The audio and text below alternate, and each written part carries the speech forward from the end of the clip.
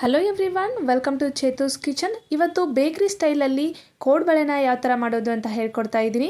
I hope ಎಲ್ಲರಿಗೂ ಇಷ್ಟ ಆಗುತ್ತೆ ಅಂತ ಅಂದ್ಕೊಂಡಿದ್ದೀನಿ. ನೋಡ್ಬೋದು ಇಲ್ಲಿ ಎಷ್ಟು ಚೆನ್ನಾಗಾಗಿದೆ ಅಂತ ಅಂದರೆ ಪ್ರತಿಯೊಂದಕ್ಕೂ ಮಧ್ಯ ಈ ಥರ ಹೋಲ್ ಇರುತ್ತೆ. ಅಷ್ಟು ಕ್ರಿಸ್ಪಿಯಾಗಿರುತ್ತೆ ಮತ್ತು ಟೇಸ್ಟ್ ಕೂಡ ಸಖತ್ತಾಗಿರುತ್ತೆ. ಮಾಡೋದು ಹೇಗಂತ ಹೇಳ್ಕೊಡ್ತೀನಿ ಬನ್ನಿ. ತುಂಬಾ ಸಿಂಪಲ್ ಇದೆ ರೆಸಿಪಿ. ನಾನಿಲ್ಲಿ ಒಂದು ಪಾತ್ರೆನ ತಗೊಂಡು ಅದಕ್ಕೆ 1 ಕಪ್ ಅಷ್ಟು ಅಕ್ಕಿ ಹಿಟ್ಟನ್ನು ಹಾಕೊಂಡಿದ್ದೀನಿ. ಯಾವುದಾದ್ರೂ ಒಂದು ಕಪ್ಪನ್ನು ಅಳತೆಗೆ ತಗೊಂಡು ಆ ಕಪ್ಪಿಂದ 1 ಕಪ್ ಅಷ್ಟು ಅಕ್ಕಿ ಹಿಟ್ಟು, ಅರ್ಧ ಕಪ್ ಅಷ್ಟು ಚರುಟಿ ರವೆಯನ್ನು ತಗೊಂಡಿದ್ದೀನಿ. ಅದೇ ಕಪ್ಪಿಂದ ಅರ್ಧ ಕಪ್ ಅಷ್ಟು ಮೈದಾ ಹಿಟ್ಟನ್ನು ತಗೊಂಡಿದ್ದೀನಿ. 1 ಕಪ್ ಅಷ್ಟು ಅಕ್ಕಿ ಹಿಟ್ಟು, ಅರ್ಧ ಕಪ್ ಅಷ್ಟು ಚರುಟಿ ರವೆ, ಅರ್ಧ ಕಪ್ ಅಷ್ಟು ಮೈದಾ ಹಿಟ್ಟು, ಇಷ್ಟನ್ನು ತಗೊಂಡ್ರೆ ಸಾಕು. ರುಚಿಗೆ ತಕ್ಕಷ್ಟು ಉಪ್ಪು, ರುಚಿಗೆ ತಕ್ಕಷ್ಟು ರೆಡ್ ಚಿಲ್ಲಿ ಪೌಡರ್ನ ಹಾಕ್ಕೊಂಡಿದ್ದೀನಿ. ಕರಿ ಎಳ್ಳನ್ನು ಹಾಕ್ಕೊಳ್ತಾ ಇದ್ದೀನಿ. ಬಿಳಿ ಎಳ್ಳನ್ನು ಕೂಡ ಇಲ್ಲಿ ಹಾಕ್ಕೊಳ್ತಾ ಇದ್ದೀನಿ ನಾನು. 1 ಟೇಬಲ್ ಸ್ಪೂನ್ ಅಷ್ಟು ಅಜವಾಯನ್ನು ಕೈಯಲ್ಲಿ ಈ ಥರ ಕ್ರಷ್ ಮಾಡಿ ಹಾಕ್ಕೊಳ್ತಾ ಇದ್ದೀನಿ. ಅಂದರೆ ಘಮ ಚೆನ್ನಾಗಿ ಬರುತ್ತೆ ಈ ಥರ ಕ್ರಷ್ ಮಾಡಿ ಹಾಕೋದ್ರಿಂದ. ಸೊ ಹಾಗಾಗಿ ಬೇಕ್ರಿ ಸ್ಟೈಲಲ್ಲಿ ನಮಗೆ ಕೋಡ್ಬಳೆ ಬೇಕು ಅಂತ ಅಂದರೆ 1/2 ಟೇಬಲ್ ಸ್ಪೂನ್ ಅಷ್ಟು ನಾವು ಗರಂ ಮಸಾಲ ಹಾಕಬೇಕು. ಆವಾಗಲೇ ಬೇಕ್ರಿ ಸ್ಟೈಲಲ್ಲಿ ನಮಗೆ ಕೋಡ್ಬಳೆ ರೆಡಿ ಆಗುತ್ತೆ. ನೀವು ಗರಂ ಮಸಾಲ ಹಾಕೋದನ್ನ ಸ್ಕಿಪ್ ಮಾಡಿದರೆ ಆ ಫ್ಲೇವರ್ ಅಥವಾ ಆ ಟೇಸ್ಟ್ ಬರೋದಿಲ್ಲ. ನಾನಿಲ್ಲಿ ಎಣ್ಣೆನ, ಕಾದಿರೋ ಎಣ್ಣೆನ 3 ಟೇಬಲ್ ಸ್ಪೂನ್ ಆಗುತ್ತೆ ಅಷ್ಟು ಎಣ್ಣೆನ ನಾನಿಲ್ಲಿ ಸೇರಿಸ್ಕೊಳ್ತಾ ಇದ್ದೀನಿ. ಕಾದಿರೋ ಅಂತಹ ಎಣ್ಣೆನ ಈ ಹಿಟ್ಟಿಗೆ ಸೇರಿಸ್ಕೊಂಡಿದ್ದಾದಮೇಲೆ ಈ ಥರ ಮಿಕ್ಸ್ ಮಾಡ್ಕೊಳ್ತಾ ಇದ್ದೀನಿ ಸ್ಪೂನಿಂದ. ಇವಾಗ ಸ್ಪೂನಿಂದ ಮಿಕ್ಸ್ ಮಾಡ್ಕೊಂಡಿದ್ದಾದಮೇಲೆ ಕೈಯಿಂದ ನಾವು ಚೆನ್ನಾಗಿ ಹಿಟ್ಟನ್ನು ಕಲಿಸ್ಕೊಳ್ಬೇಕಾದ್ರೆ ನಾವು ನೋಡ್ಕೋಬೇಕು ಹಿಟ್ಟು ಯಾವ ಥರ ಇರಬೇಕು ಅಂತಂದರೆ ಈ ಥರ ಉಂಡೆ ಆಗಬೇಕು ಕೈಯಲ್ಲಿ, ಆ ಥರ ಇರಬೇಕು. ಆ ಥರ ಆಗ್ತಾ ಇಲ್ಲ ಅಂತಂದರೆ ಇನ್ನೂ ಸ್ವಲ್ಪ ನೀವು ಎಣ್ಣೆನ ಸೇರಿಸ್ಕೋಬೇಕಾಗತ್ತೆ. ಆ ಥರ ಉಂಡೆ ಆಗಿಲ್ಲ ಅಂತ ಅಂದರೆ ಇವಾಗ ಸ್ವಲ್ಪ ನೀರನ್ನು ಹಾಕಿ ನಾನು ಇಲ್ಲಿ ಗಟ್ಟಿಯಾಗಿ ಹಿಟ್ಟನ್ನು ಕಲಿಸ್ಕೊಳ್ತಾ ಇದ್ದೀನಿ. ತುಂಬ ತೆಳುವಾಗಿ ಕಲಿಸ್ಕೊಳ್ಳೋದಕ್ಕೆ ಹೋಗಬೇಡಿ, ಮೀಡಿಯಮ್ಕಿಂತ ಸ್ವಲ್ಪ ಜಾಸ್ತಿ ಗಟ್ಟಿಯಾಗಿರಬೇಕು, ಆ ಥರ ಕಲಿಸ್ಕೊಳ್ಳಿ. ಇಲ್ಲಿ ನೋಡ್ಬೋದು ಎಷ್ಟು ಗಟ್ಟಿಯಾಗಿದೆ ಹಿಟ್ಟಂತ. ಇವಾಗ ಈ ಥರ ಒಂದೊಂದೇ ಉಂಡೆಯನ್ನು ಕೈಯಲ್ಲಿ ತಗೊಂಡು ಗ್ಯಾಸ್ ಕಟ್ಟಿ ಮೇಲೆ ಈ ಥರ ಎಣ್ಣೆನ ಹಚ್ಕೊಂಡು 2 ಕೈಯಿಂದ ಈ ಥರ ನಾನು ಮಾಡ್ಕೊಳ್ತಾ ಇದ್ದೀನಿ.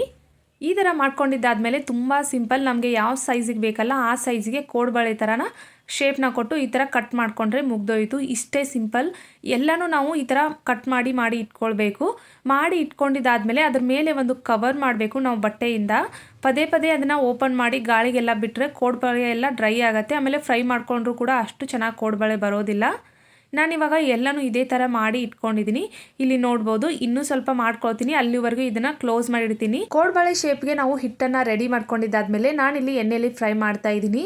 ಯಾವ ಥರ ಎಣ್ಣೆಯಲ್ಲಿ ಫ್ರೈ ಮಾಡಬೇಕು ಅಂದರೆ ತುಂಬ ಇಂಪಾರ್ಟೆಂಟ್ ಪಾಯಿಂಟ್ ಇದು.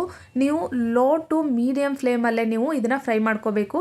ಹೈ ಫ್ಲೇಮಲ್ಲಿ ಏನಾದರೂ ಫ್ರೈ ಮಾಡಿಕೊಂಡ್ರೆ ಮುಗ್ದೋಯ್ತು, ನಿಮ್ಮ ಕೋಡ್ಬಳೆ ಬರೋದೇ ಇಲ್ಲ ಅಂತಲೇ ಹೇಳ್ಬೋದು. ಫುಲ್ ಸಾಫ್ಟಾಗಿ ಬರುತ್ತೆ. ಸೊ ಹಾಗಾಗಿ ಕೋಡ್ಬಳೆ ಅಂದರೆ ಗರಿಯಾಗಿ ಕ್ರಿಸ್ಪಿಯಾಗಿರಬೇಕು. ಸೊ ಹಾಗಾಗಿ ನೀವು ಲೋ ಫ್ಲೇಮಲ್ಲಿ ಅಥವಾ ಲೋ ಟು ಮೀಡಿಯಂ ಫ್ಲೇಮಲ್ಲಿ ಇರುತ್ತಲ್ವ ಆ ಫ್ಲೇಮಲ್ಲಿ ನೀವು ಫ್ರೈ ಮಾಡ್ಕೋಬೇಕು. ಇಲ್ಲ ಅಂತಂದರೆ ಏನಾಗುತ್ತೆ, ಎಲ್ಲ ಸಾಫ್ಟ್ ಆಗಿಬಿಡುತ್ತೆ, ಆಮೇಲೆ ಗಟ್ಟಿಯಾಗಿ ಕ್ರಿಸ್ಪಿಯಾಗಿ ಬರೋದಿಲ್ಲ. ನೋಡ್ಬೋದು ಇಲ್ಲಿ ಸೌಂಡ್ ಯಾವ ಥರ ಬರ್ತಾ ಇದೆ ಅಂತ. ಕೋಡ್ಬಳೆ ಹಿಟ್ಟನ್ನು ರೆಡಿ ಮಾಡ್ಕೊಳ್ಳೋದಕ್ಕಿಂತ ಹೆಚ್ಚು ಇಂಪಾರ್ಟೆಂಟ್ ಅಂದರೆ ಅದನ್ನು ಯಾವ ಥರ ಫ್ರೈ ಮಾಡ್ತೀವಿ ಅನ್ನೋದೇ ತುಂಬ ಇಂಪಾರ್ಟೆಂಟ್ ಆಗುತ್ತೆ. ಇವಾಗ ಮತ್ತೆ ಬೇರೆ ಬ್ಯಾಚನ್ನು ಹಾಕ್ಕೊಂಡು ನಾನು ಫ್ರೈ ಮಾಡ್ಕೊಳ್ತಾ ಇದ್ದೀನಿ. ಇಲ್ಲಿ ನೋಡ್ಬೋದು ಸ್ಟಾರ್ಟಿಂಗಲ್ಲಿ ತುಂಬ ಬಬಲ್ಸ್ ಇರುತ್ತೆ, ಬಟ್ ಆಮೇಲೆ ಲಾಸ್ಟಿಗೆ ತುಂಬ ಕಡಿಮೆ ಬಬಲ್ಸ್ ಬರೋಕ್ಕೆ ಸ್ಟಾರ್ಟ್ ಆಗುತ್ತೆ. ಆ ಟೈಮಲ್ಲಿ ನಾವು ತೆಗಿಬೇಕಾಗತ್ತೆ. ನೀವು ಒಂದೇ ಟೈಮ್ಗೆ ಜಾಸ್ತಿ ಕೋಡ್ಬಳೆನ ಹಾಕಿದರೆ ನಿಮಗೆ ಟೈಮ್ ಜಾಸ್ತಿ ತೊಗೊಳ್ಳೋದಿಲ್ಲ, ಫಾಸ್ಟಾಗಿ ಆಗಿಬಿಡುತ್ತೆ. ಯಾಕಂದರೆ ಒಂದೇ ಬ್ಯಾಚ್ಗೆ ನೀವು ಜಾಸ್ತಿ ಕೋಡ್ಬಳೆನ ಹಾಕಿರ್ತೀರಲ್ವ. ಸೊ ಹಾಗಾಗಿ ಇವಾಗ ನೋಡ್ಬೋದು ಸಖತ್ತಾಗಿರೋ ಕೋಡ್ಬಳೆ ಅಂತೂ ರೆಡಿ ಆಯಿತು. ಬಾಯಲ್ಲಿ ನೀರು ಬರುತ್ತೆ ಇದನ್ನ ನೋಡಬೇಕಾದ್ರೆ. ತಿನ್ನಬೇಕು ಅಂತ ಕ್ರೇವಿಂಗ್ಸ್ ಆಗುತ್ತೆ.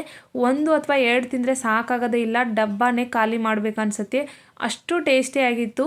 ಎಲ್ಲರೂ ಎಂಜಾಯ್ ಮಾಡ್ಕೊಂಡು ತಿಂದರು ನಮ್ಮ ಮನೆಯಲ್ಲಿ. ಐ ಹೋಪ್ ಎಲ್ಲರಿಗೂ ಈ ವಿಡಿಯೋ ಇಷ್ಟ ಆಗಿದೆ ಅಂತ ಅಂದ್ಕೊಂಡಿದ್ದೀನಿ.